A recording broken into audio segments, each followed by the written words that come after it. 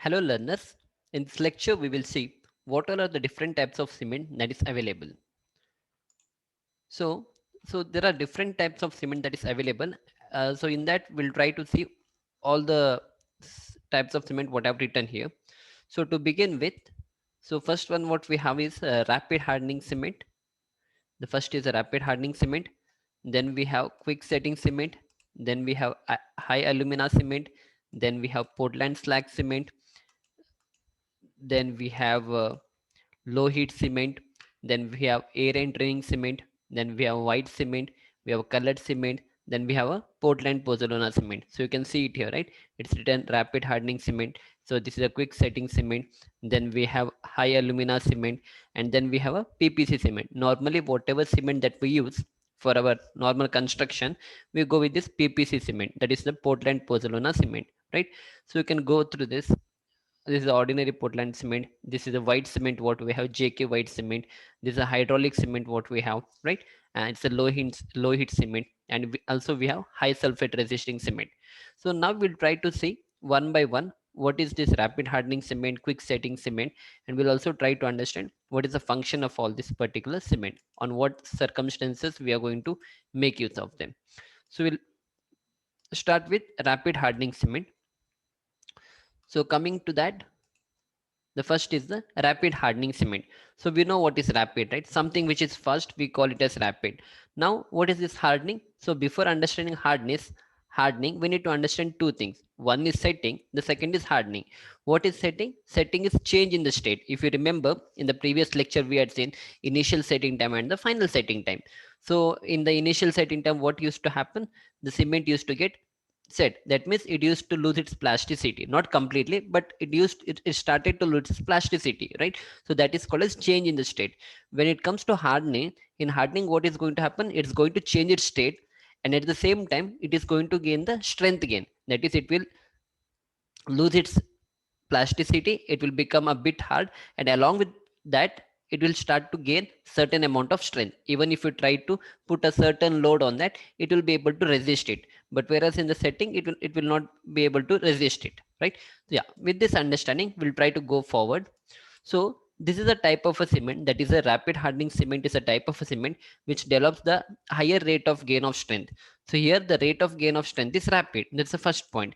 Now one thing you need to understand. So whenever I say rate of gain of strength is rapid, what is that thing that actually gives the rate of gain of strength? That is a C3S content, right? Because if you remember, if you're increasing the C3S content, the rate of gain of strength will increase.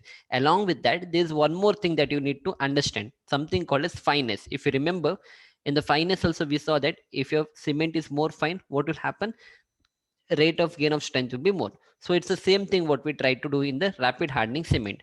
So to achieve this, we have to increase the fineness of the cement. We had seen in one of the lecture where we had a finer cement and a coarser cement, and what is the um, you know physical significance of all those things. Yeah.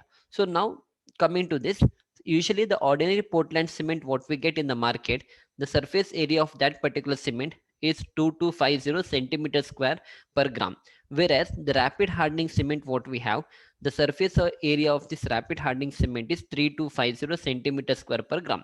That means in comparison to ordinary Portland cement, the rapid hardening cement, the fineness is 3250. That means 2250 in comparison to 3250. 3250 is more. That means the fineness is more. If fineness is more, then what is going to happen? The strength gain is going to get faster, right? Now second thing is increase the proportion of the tricalcium silicate content, right? If you're increasing the tricalcium silicate content, then also what is going to happen?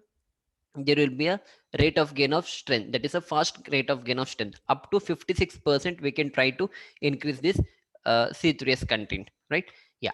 And now the main question that comes in our mind is how much rapid hardening. When I say rapid hardening, you should understand how much rapid hardening it's going to happen. So for comparison, or in order to understand this, whatever the 7-day strength of the OPC cement is going to get, no, that amount of strength will be attained by rapid hardening cement in 3 days. That is, to put it in a better way, let us say, yeah, so let us say in 7 days, let us say ordinary Portland cement of any grade, let us say 33, 43, or 53, whatever grade it may be. Let us say at the 7 days, it's gaining a strength of let us say 20 Newton per mm square. Okay, I'm taking some random number, 20 Newton per mm square. So this is gained at the end of 7 days if you're using an ordinary Portland cement. But if you use a rapid hardening cement, this 20 Newton per mm square strength what you have, no, that will be gained by the end of 3 days. So this much rapid hardening is your rapid hardening cement. And always when we do the comparison, we do the comparison in terms of ordinary Portland cement. Yeah, right. Now coming to the application part of this. So where do you find the application of all this cement? The first is wherever the rapid gain of strength is required. So especially in case of the pavement construction, we make use of this rapid hardening cement. The second is that wherever the emergency repair works, why do you use rapid hardening cement there? Because in the emergency repair works, we want our road or whatever it may be to put into use as early as possible. And as early as possible, we can put it when the strength gain is going to happen. And strength gain is going to happen when we are adding more tricalcium silicate content and all. So that is the reason emergency repair works we try to make use of rapid hardening cement. Next is in precast constructions. So we'll try to see what is this precast construction, and also in case of speedy construction where the removal of the formwork is early, right? You can see it here. So this is a pavement construction here. They are making a concrete road here, and this is also pavement construction. So here you try to make use of all this rapid hardening cement. So these are the precast construction. So what you do here, all these wall panels and all, you prepare it at the factory, and from the factory you transport it to the place where this has to be erected or has to be placed or has to be installed. So with the help of the crane and all, you try to lift it up and you try to place it here. So here what is going to happen, it's a precast construction. You prepare all these things at the factory and then you bring it and you install it here, right? So similarly you see it here in this way. So all these are prepared at the factory, and then they are transported to that particular site, and with the help of all these machines and all gantry girders and all, you try to lift it up and you try to install all these things. Okay, so wherever the speedy construction is going to happen, you need to make use of this rapid hardening cement. Yeah, so this was all about the rapid hardening cement. So next we'll try to see something called as extra rapid hardening cement. So what is this extra rapid hardening cement? So by the name itself, it's understood that it has to be more rapid hardening in comparison to the rapid hardening cement. That means extra rapid, a bit more than the rapid hardening cement. So this cement is obtained by intergrinding rapid hardening clinkers with calcium chloride, right? So actually what is going to happen, ERHC's extra rapid hardening cement is equal to rapid hardening cement plus we try to add something called as accelerator.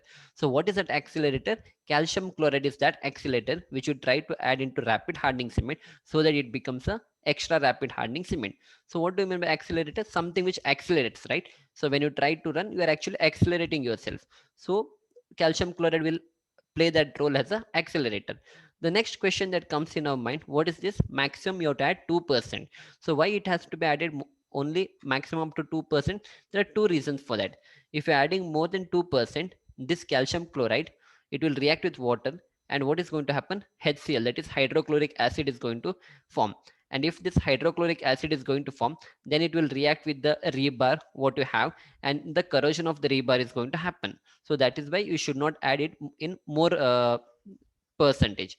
The second is, if you're adding it more than 2%, whatever the accelerating effect it is giving, that will die down. So that is why there are a lot of research they might have done the research, and finally they have concluded that you have to restrict the calcium chloride up to 2%. Yeah. So next is how much extra. Whenever I say extra rapid hardening, the next question that you need to ask me is how much extra. So how much extra? We'll try to see that. The strength of cement is 25% more than the rapid hardening cement at the age of 1 or 2 days. That is, let us say the rapid hardening cement what I used.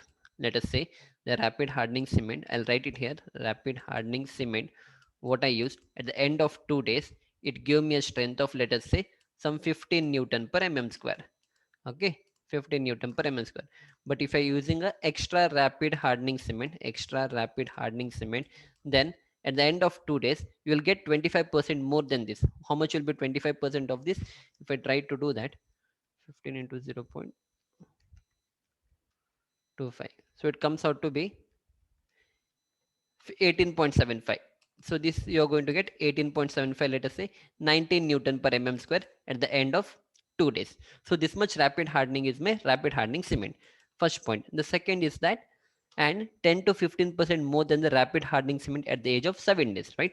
At the end of 1 or 2 days, you will be getting more than 25% more than the rapid hardening cement, and by the end of 7 days, you will get 10 to 15% more than comparison to the rapid hardening cement.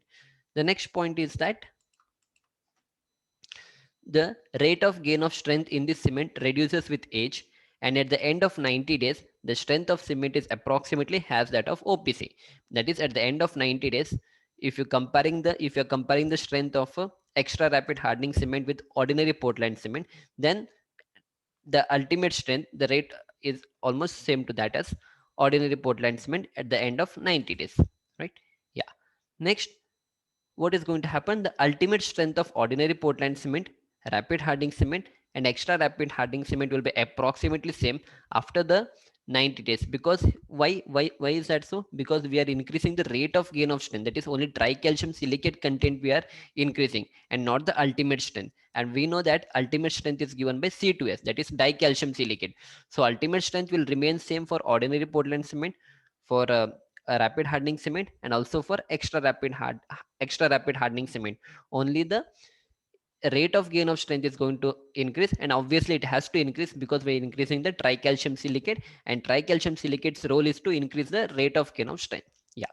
Now coming to the Yeah, now coming to the application part of this, where do you find the application of extra rapid hardening cement? Wherever the application of rapid hardening cement you have done, no, that is, if I go back, where was that done? In the emergency repair work, wherever the rapid gain of strength was required in the pavement construction, in the precast construction, same in the same field, you are going to make use of the extra rapid hardening cement. Only the thing is, let us say you want more rate of gain of strength. In that case, you go with extra rapid hardening cement. Yeah. And next cement what we have is a quick setting cement. So this quick setting cement is also called as gypsum free cement. Why it is called as gypsum free cement? If you remember, the manufacturing of the cement, we had added the gypsum, right? And why the gypsum was added? Because if you don't add the gypsum, then what will happen? The moment the water comes in contact with cement, that tricalcium aluminate will react with that, and quick setting used to happen. So I didn't want that quick setting to happen, so we added gypsum there. So what gypsum used to do? Gypsum used to form, let us say this is a cement particle in this way, okay, in this way. So the gypsum used to form a protective layer, something like this, right, around the cement particle. So whenever water will react with this cement, what will happen? Gypsum will not allow the cement particles to react with that. So it used to retard the reaction of that. So here what will happen, since I want quick setting to happen, so here I'll try to put less amount of gypsum. If less amount of gypsum I'm putting, or let us say gypsum free cement, if I don't put any gypsum, or let us say less amount of gypsum I'm putting, then what will happen? Since the effect of gypsum is less, what will happen? Quick reaction is going to happen with the cement particle, especially with the tricalcium aluminate, right? So that is why it's called as gypsum free cement. Yeah. So with this understanding, we'll try to go forward. So first, it's written the same thing here, manufactured using less amount of gypsum and more alumina content, right? The second point is that, now again the same question, how much quick? So the initial setting time can be 5 minutes. That means in ordinary Portland cement, we had seen through experiments also that ordinary Portland cement, the initial setting time was more than 30 minutes, and it has to be more than 30 minutes. But if you're going for a quick setting cement, no, the initial setting time can be 5 minutes. That is the moment you prepare a mortar and you leave it, within 5 minutes it will get set. So that much fast is my quick setting cement. So that is why it's named as quick setting cement. The second is final setting time. Coming to the final setting time, within one hour or within 30 minutes, no, it will get set. But whereas ordinary Portland cement we had seen through experiment, it used to take some 390 minutes or 400 minutes. But here in the quick setting cement, within 30 minutes or 1 hour, the final setting time will be reached in the quick setting cement. So the strength gain will be same, since we are not changing the tricalcium silicate proportion here, right? The strength gain will be same, but we are, since we are not changing any tricalcium silicate portion here, proportion here. Now coming to the application, where do we find the application of this? The first is in underwater concreting, and the second was in the seepage repair works, that is called as grouting. So what do you understand by this? We'll try to see this. So let us say this is a roof what we have, okay? So this is a roof, I'll write it here. roof, and there is a water tank. This entire thing is made up of some concrete. Okay, yeah, and there is a water here. You have prepared a water tank, and now there is a, let us say there is a some crack here. So what is going to happen? There is a leakage of water, so water will flow through this, right? So I want to stop this. So in that case, what I'm going to do, I'll try to paste a cement here, a cement mortar. I'll take a cement mortar. Since the crack is here, I'll try to put a cement mortar here. But due to the flow of water, was what is going to happen? It's going to remove all the cement mortar what I put it here. So in that case, I need to make use of the quick setting cement. So what I'm going to do, instead of using any other cement, I'll make use of a quick setting cement. So what I'm gonna do, I'll make use of a quick setting cement. Let us say I'm putting a quick setting cement here. So since I'm putting a quick setting cement, what will happen within 2-3 minutes, since the initial setting time is 5 minutes, so what will happen within 5 minutes it's going to set, and whatever, and also it's going to gain slowly strength. So the water which will try to flow through this will not be able to take it out from here. But in the normal cement, what used to happen, since the setting time was more than 30 minutes, it used to put a force, and the cement what we had put it was coming out. But since it's a quick setting cement, this is the application of that. Okay, so wherever you have this leakages and all, you want it to be fixed early, you can make use of quick setting cement. Yeah, next is underwater concreting. Sometimes we need to do the concreting under the water, right?